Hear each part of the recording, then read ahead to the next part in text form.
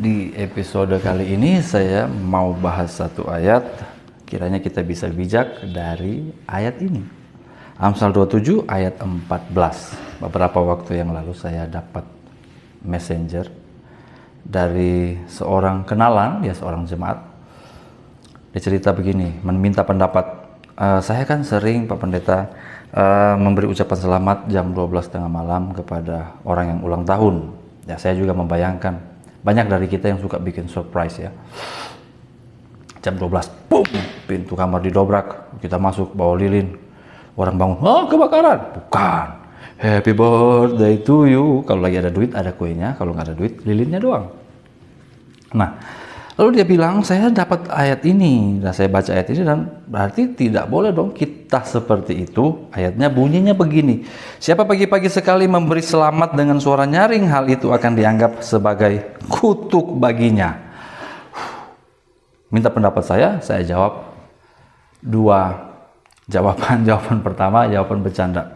Misalnya Anda sial apa dalam hidup dan tetanggamu sensi banget dan Anda bikin kerebutan jam 12, jam 1 tengah malam, boom, ada yang lempar batu di atas atap rumah, ternyata tetangga udah marah. Woi, saya lagi tidur kalian bikin keributan. Maka hal itu menjadi kutuk bagi Anda. Itu bercanda, karena saya yakin tetangga kita semua baik-baik semua. Yang setuju bilang amin. Oke. Terus seriusnya gimana dong? Itu ya bercanda tadi ya. Tetangga kita semua emang baik kok. Seriusnya gini. Saya pelajari untuk memberikan jawaban serius sebagai seorang pendeta.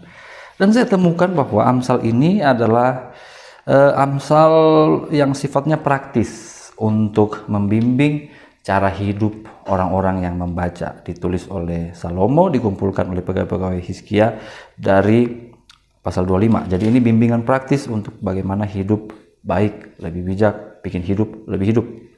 Ya, itu. Nah, begini, kata selamat ternyata bisa diterjemahkan dengan kata pujian, pengakuan, dan sejenisnya. Lalu kata pagi-pagi sekali secara filosofis itu menunjukkan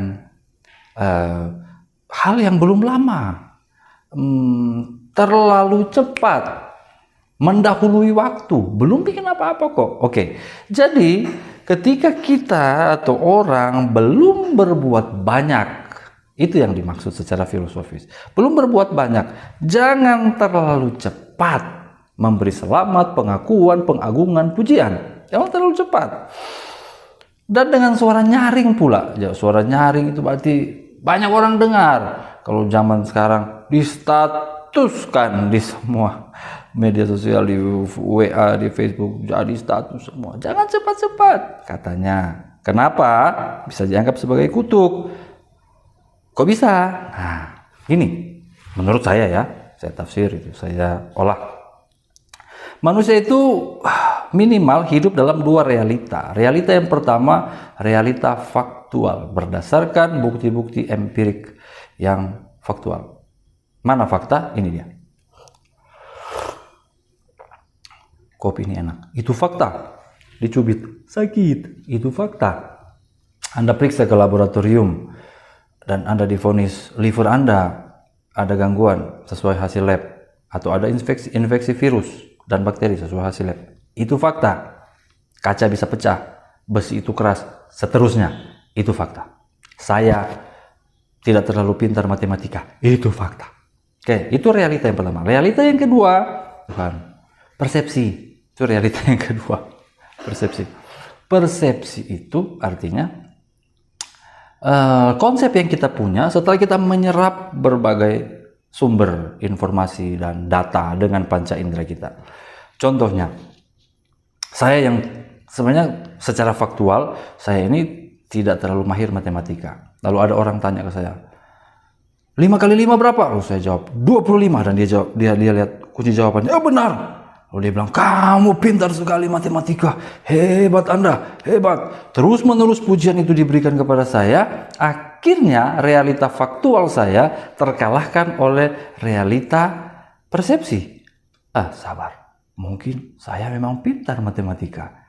Itu terus diulang-ulang dan menjadi persepsi bagi saya. Atau kita dengar cerita tentang orang lain, tahu nggak si Bapak A itu BCDFG loh. Hah? Yang betul? Iya. Lalu kita mulai ambil kesimpulan. Dan persepsi kita kepada orang itu si Bapak A, bahwa dia adalah lelaki durjana. Itu persepsi. Nah, ketika persepsi dan faktual realitanya itu sama atau mendekati, maka aman. Memang si Bapak A itu durjana, memang saya memang ahli matematika, oke. Tapi dengan pujian, dengan selamat, ucapan selamat yang terlalu pagi dan suara nyaring, bisa saja persepsi yang kita punya tentang berbagai macam hal tidak sesuai dengan fakta atau jauh dari faktual, maka itu bisa jadi masalah. Kalau kita mulai berlagak bahwa kita tahu matematika, kita berlagak padahal tidak. Misalnya dalam kehidupan jasmani, saya pernah dengar kadang orang berkata, walaupun saya gemuk, saya sehat. Hei, itu persepsi Anda. Belum tentu Anda gemuk-gemuk begitu sehat. Saya kan sudah kurus, berarti saya sehat. Hei, itu persepsi Anda. Persepsi itu. Kalau mau tahu sehat tidaknya, secara faktual, kemana? Ya ke laboratorium atau ke dokter, lalu check up, lalu tanya bagaimana dengan kondisi tubuh saya, baru Anda ngerti apakah Anda sehat atau tidak. Nah, dengan persepsi yang keliru, orang akan berbuat, yang penting kan saya rutin minum ramuan ini. Dan dia melanjutkan gaya hidupnya yang tidak sehat dalam persepsi yang bilang bahwa dia baik-baik saja, dan ternyata tidak baik. Di dunia kejiwaan juga bisa begitu. Kita sering merasa kita sehat, dunia kerohanian kita merasa kita rohani, tapi itu hanya persepsi. Ada loh faktualnya. Faktualnya secara kejiwaan, atau saya gabung aja secara rohani, orang yang sehat secara jiwa dan rohani, karakternya bagus. Itu parameternya. Tapi ada begitu banyak orang beribadah, entah itu penyembah gurita, atau penyembah Tuhan Yesus, atau penyembah agama yang lain, menganggap diri mereka sementara sehat-sehat saja dan baik-baik saja. Dan mereka sementara melakukan kehendak Tuhan, kehendak Allah. Dan mereka sementara aktif dalam melayani. Padahal itu persepsi doang. Yang sebenarnya tidak begitu. Yang sebenarnya secara faktual, karakter hidup mereka, kebiasaan-kebiasaan, cara hidup mereka, perbuatan-perbuatan mereka, pikiran perasaan mereka, sementara menunjukkan bahwa mereka tidak baik-baik saja. Bahkan mungkin buruk. Karena itu Alkitab bilang kan, pohon itu dinilai dari buahnya. Lihat aja buahnya. Nah, gimana supaya kita bisa menghindari kutuk seperti ini? Yang pertama, bagi kita yang menerima input untuk membentuk persepsi, ayat 1 pasal 27 bilang begini, jangan puji diri karena esok hari, karena engkau tidak tahu apa yang akan terjadi hari itu. Tahan untuk mengaminkan sebuah persepsi. Tahan untuk membentuk konsep persepsi. Ayat 2. Biarlah orang lain memuji engkau. Orang lain kan kita nggak bisa larang. Dia akan memuji kita, boleh. Dan bukan mulutmu, bukan persepsi kita. Jadi kalau kita diakui, biarlah orang lain yang mengakuinya. Sementara diri kita, tahan, bukan mulut kita. Orang yang tidak kau kenal dan bukan bibirmu sendiri. Karena kalau kita sudah salah persepsi, kita bisa salah langkah. Ngono. Terus bagaimana sikap kita kepada orang lain? Kepada orang lain, kan kita akan memberi input kepada orang lain. Ayat 5 bilang gini, lebih baik teguran yang nyata-nyata daripada kasih yang tersembunyi. Jangan hanya kita jadi orang yang menjilat, orang yang memuji dengan maksud-maksud yang tidak tulus. Akhirnya dia terjerumus. Lebih baik teguran yang nyata. Kalau memang perlu ditegur, ditegur. Kalau memang harus dipuji, it's okay. Karena ayat 6, seorang kawan memukul dengan maksud baik, tetapi seorang lawan mencium secara berlimpah-limpah. Kawan itu tidak akan menahan jika harus ditegur, bahkan dipukul sekalipun. Tapi kalau lawan, cium, padahal motivasinya menjatuhkan. Terakhir, bagi kita berlaku ayat 17, Amsal 27. Besi menajamkan besi, orang menajamkan sesamanya.